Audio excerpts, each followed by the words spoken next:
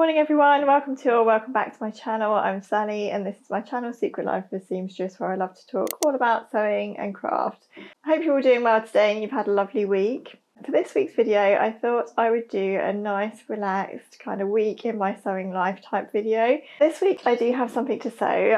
I felt as though it was a bit of a slow start for me sewing wise, which is okay because if you have been watching my videos you'll know that I do want to slow down on my sewing. Yeah, the next thing I want to sew is another Ilford jacket by Friday Pattern Company. So at the end of last year I made an Ilford jacket and I absolutely loved it, far more than I was even expecting to be honest. It's been really useful in my wardrobe. I have kind of stopped wearing it a little bit as we've got into the really colder months, but I think for spring and summertime and sort of those in-between type seasons it's going to be a really good staple. I've been thinking for a while about making another one and I thought I would share the process with you because I've actually had quite a few comments about this jacket asking whether or not it's very easy to sew. So this is the Ilford jacket by Friday Pattern Company if you've not seen it. So you can make a really simple version of this, which is just a straight sort of overcoat style jacket. No sleeve cuffs or anything. The collar is just flat, so it's quite nice and simple to sew. Or you can make one that's more kind of shirt style with the sleeve plackets. And then there are various different pocket options that you can choose from. So I picked up this fleece from Minerva. It's like a knit fabric on the back. So the back of it's knitted and then it's nice and fleecy and cozy on the front. So yeah, I want to make just another simple style Ilford jacket. Same as my last one, but I think I'm going to lengthen this one because in my head I think what I'll mainly be wearing this version with is going to be like a pair of leggings and boots. So I want it to cover my bottom. So yeah, a completely different type of fabric to my previous version. This is going to be different to work with and I think it's going to look completely different sewn up as well. And I'm just hoping that it's going to work. I'm hoping to get this cut out later on today. In a minute I'm actually going out to the library in town to meet my mum who volunteers there. I'm going to have a look around the library because I've actually read all of my Christmas books now. So if you are interested in reading, let me update you on the last two books that I've just finished reading. So I've now read this one, Verity by Colleen Hoover, and well, what can we say about this book? So this one is different actually to the previous Colleen Hoover book that I read, which was more of a sort of a romancy type story with a bit of a twist to it. This one is a thriller and it was completely different and it did actually keep me gripped from the moment that I picked it up. I just could not stop reading it.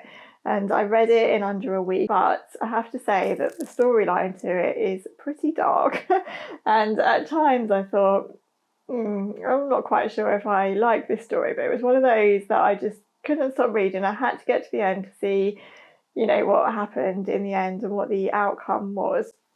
So in that respect, it was a really good read because it did keep me gripped. I kind of had mixed feelings about that one. And then when I finished that one, I started this one, which was The Beekeeper of Aleppo. And again, I was really, really gripped by this. I read it in about a week again. I don't really know how to describe this one because if I say it's good or if I say it's a lovely story, that doesn't really feel right because the actual story of it is really sad and really quite heartbreaking and touching and moving, and it's all about a family that are trying to escape a war zone and, you know, travel into England essentially for asylum. And the whole thing really made me feel really emotional. It really touched me and it really moved me and I really enjoyed all of it, if I can say that I enjoyed it. But I thought the writing was really good. It was really lovely and I thought it was really well written.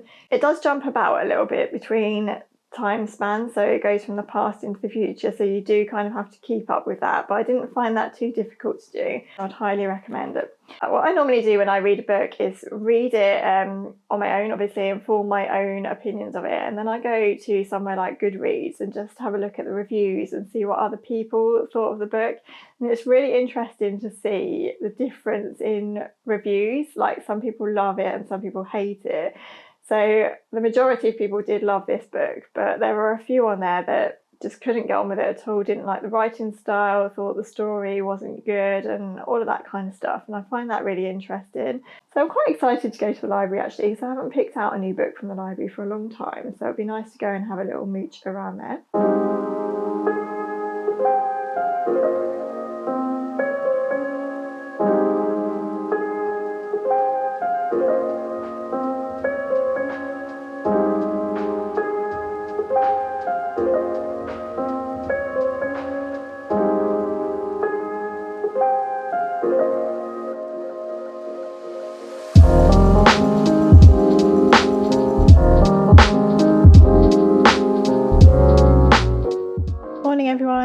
Friday now, if you hadn't guessed, and I'm all set up and ready to do some sewing. So I got all of my pieces cut out last night.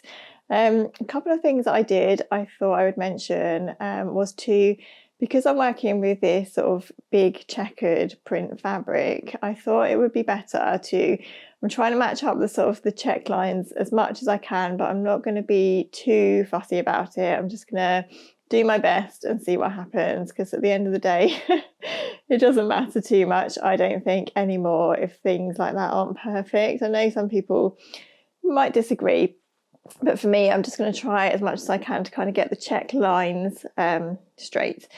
Anyway, so a good way to try and get lines like that, or stripes or anything, closely matched as possible, is to cut things that you would normally cut on the fold on the flat. So I tried to show there on the video where you would normally cut the back of the Ilford jacket on the fold. I cut out half of the jacket and then I flipped it so that I was cutting one big back piece on the flat. And that way you can just sort of make sure that you're keeping your bottom edge of the jacket on like a straight line of the check. Whereas normally if you're cutting it on the fold, you might not necessarily know what the underneath layer was doing. So yeah, just a little change there. And then I cut both of my front pieces flat as well. When you're doing that, of course, just make sure that you are cutting opposite. So if you're going to cut one piece on the flat, you then need to flip your pattern piece over so that you've got two opposites. Something that I have learned from experience in the past, let's say. So in terms of length, I've lengthened it around 22 centimetres. That's very rough because I was actually going again on the checks of the fabric. But what I did really was try on my other Ilford jacket, just see where it fell on me, and it was about mid-hip length. And I just wanted to lengthen it really by about 15 centimetres or so.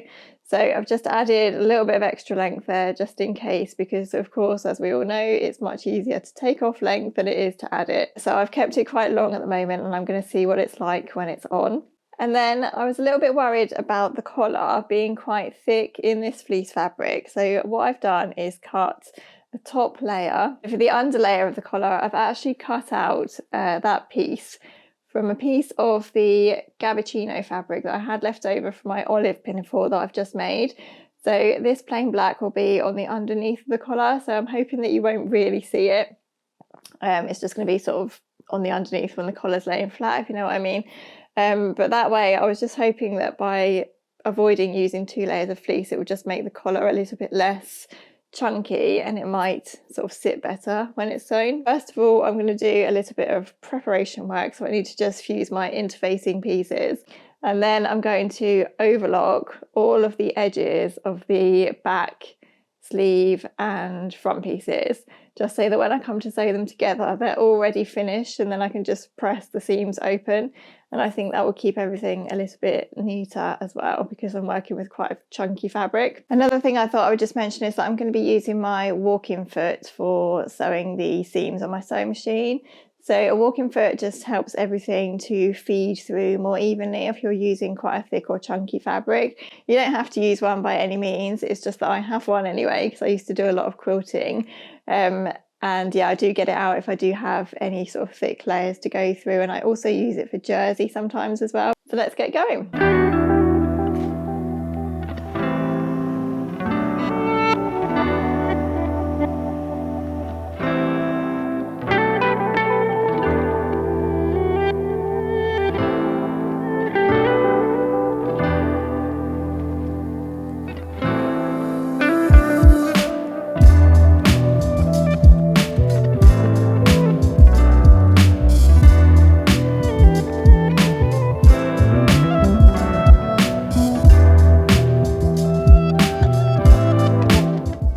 Right, I am all overlocked now.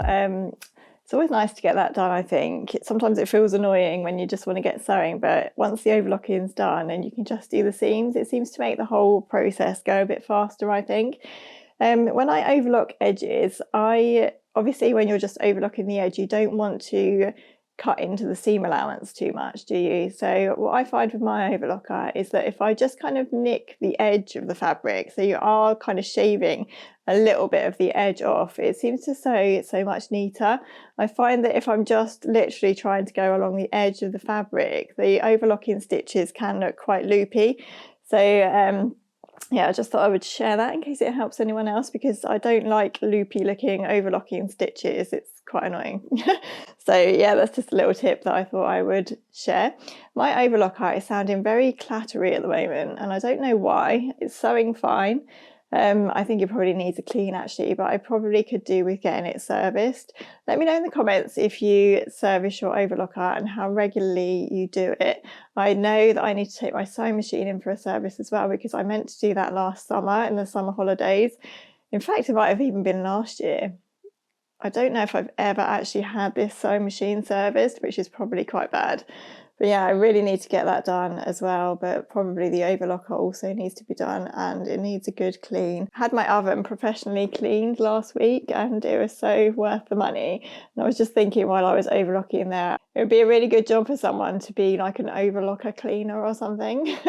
You could pay people to just come out and clean your sewing machines and clean your overlockers. That would be really nice, wouldn't it?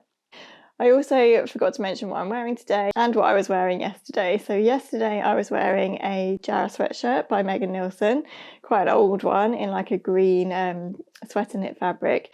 Today I'm not fully handmade. I'm wearing a Logan's jacket underneath here, if you can see. Yeah, a Logan's jacket under here, and it kind of comes out the bottom of my jumper. And I'm wearing a ready-to-wear jumper over the top and some leggings. Nice, comfy, very warm outfit. So, right, let's get into the sewing process and I will catch up with you along the way.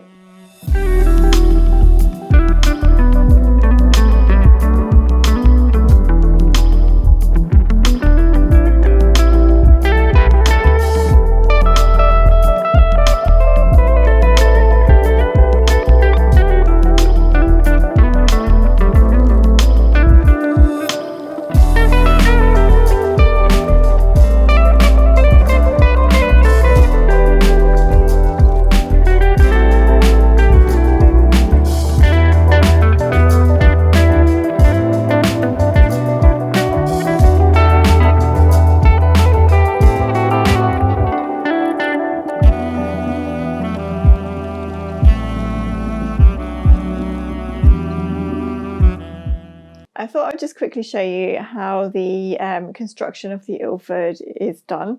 So it is quite a simple process in terms of constructing the actual jacket. So I've put the sleeves in now. So the sleeves are actually just sewn flat across the shoulder, and then you just sew all the way along the sleeves and then down the side seams. And it is actually quite a simple process in terms of jackets, how difficult jackets can be, I guess.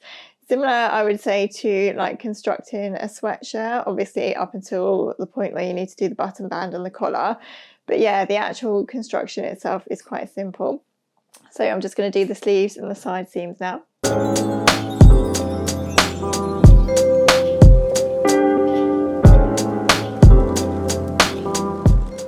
Right, we have a jacket of some kind. It's very big, by the way. It was very difficult to get underneath the sewing machine. So I've tried as much as I can to just keep the lines of my checkers running together at the side seam. But yeah, I just made sure that I pinned so that the checks lined up when I was sewing the side seam and sleeve seam, and yeah, it's not gone too badly. So next I have to do the button band. So we're making good progress. So all you do with the button band is just turn it under and then sew to the inside. So it's quite a nice easy button band to do.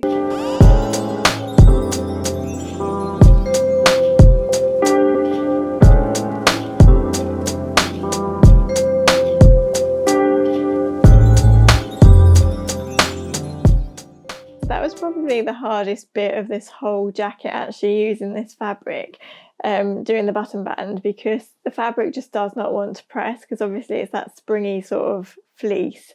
You just can't really press it very well. So I had some difficulty sort of pressing the bits I needed to for the button band, and I ended up just having to finger press them in place in the end and kind of pin them where they should be.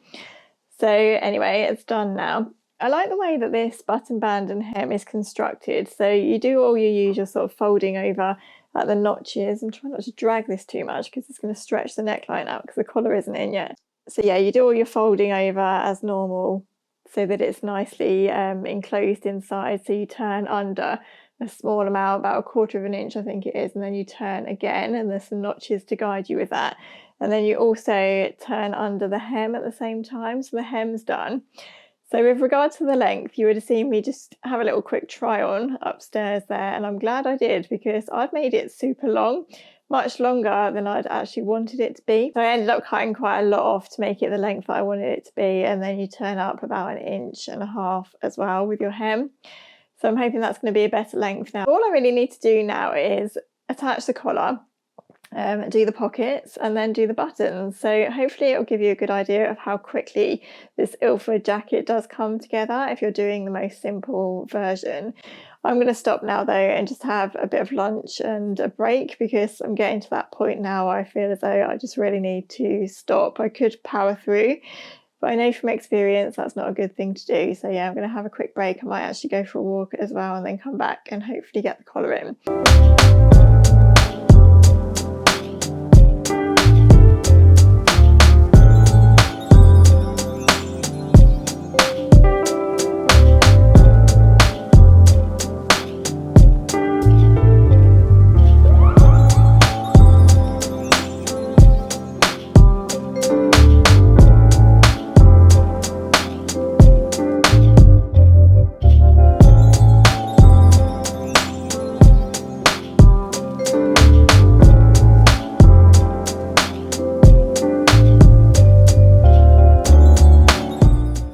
Quick change of scenery. So the collar's done now and it's looking like a jacket. I just quickly hemmed the sleeves as well, so I've just literally turned those under by 1 inch. They were overlocked anyway, so I've just left the edge overlocked and just turned them under. This collar is very quick and easy to fit. It's flat, so there's no stand or anything, and the ends just match up to the notches on the button band, so I found that really quick and easy to put in. There was no stretching or anything. I had stay stitched the neckline, so that probably helped. So yeah, hopefully you can see how quick the Ilford jacket is to come together. I'm really pleased with that progress and how much I got done just in the morning. While I was having my lunch, I just realised that I never showed you what I actually got from the library in the end, so I'll just quickly share that now. I got this one, which is Other Women by Emma Flint. This one was on my Goodreads list, and I think I'd seen it advertised in a magazine or something like that. It's about post-war Britain, and I think it's just a bit of a sort of a love story and that kind of thing. And then this one, The Birdcage by Eve Chase, and this one is quite funny because when I picked this up in the library, I didn't know if I'd already read it. So when I was reading the synopsis of the story or the book, it didn't seem familiar to me, and I think it's because the covers on both of her books are very similar. So I know that I've read The Glass House because I love that, and the cover on that is really, really similar to this one. Actually, both my son and my husband said to me, haven't you read that before? So I'm just hoping that when I start it, I won't think, oh, I've actually read this before. So we'll see about that one. And then I also got this one, The Paper Palace, which I've heard quite a lot about. It's been one of those popular books of 2023, hasn't it? So it was on my list as well, so I thought I would pick that one up, and I've actually started this one now. I'm about 3 chapters in, I think, and I am enjoying it so far. This seems to have mixed reviews from what I've heard so far, so I'm excited to see what I think about it. Let me know if you've read any of those books and let me know what you thought.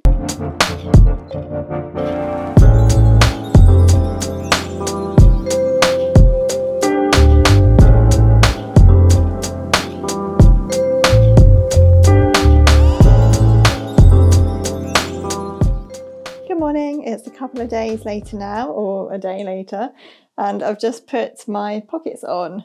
So the jacket is pretty much done now. So hopefully you can see my pockets here. I've tried to check match or pattern match as best as I could with these pockets, but obviously I wanted to get them in the right place as well.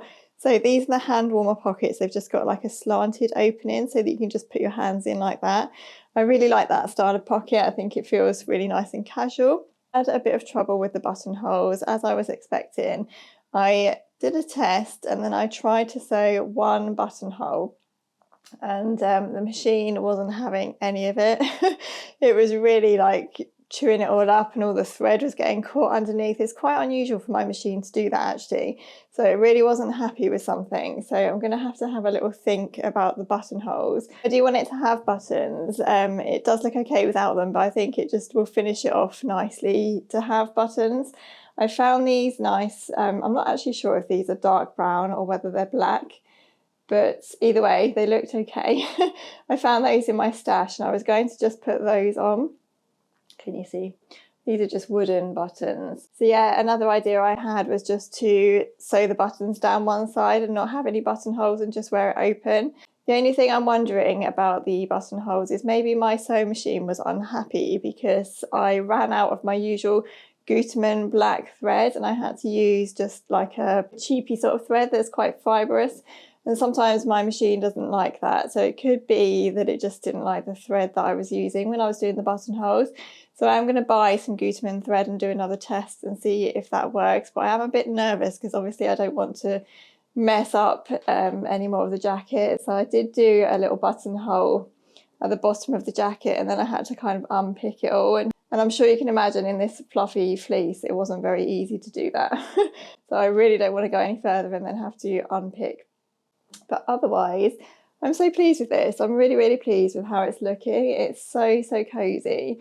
And I think this is going to be a really good kind of throw it on jacket. So I think that I'll probably just be wearing this for like school runs, popping out to walk the dog and things like that. I think it'll be really good coming into the warmer months when you don't really want like a big coat, but you just want something to put on to keep you a little bit warmer. So I'll just quickly show you the underneath of the collar as well. So that's where I'd use the Gabardino fabric for the undercollar, and it does just help it to sit a little bit flatter, I think. So I'm glad that I did that. So I hope that's given you a little bit of an insight into how easy it can be to sew up the Ilford jacket and how quick as well. I know, as I say, I have had quite a lot of questions about how difficult it is. It's really not difficult at all. I think it's a really, really good beginner jacket pattern. Obviously for this make, I've used quite a difficult fabric to work with because it didn't press very well or anything. But my previous version, the green twill version, it was so lovely to make because it pressed really nicely and you could get a nice crisp collar and button band and things like that. So obviously, if it's going to be a beginner project for you, then choose an easier fabric than what I've used here. So let me know in the comments what you would do with the buttons. If you have any other ideas or any tips I can use to do the buttonholes, then do let me know. I think I'll leave the video here for today. Thank you so much for joining me for a few lovely days sewing this week. I hope you've enjoyed it. Please do subscribe to my channel if you haven't already. And if you have enjoyed the video, I'd love it if you gave it a like as well. Take care everyone, have a lovely week, and I'll look forward to seeing you in my next video soon. Bye.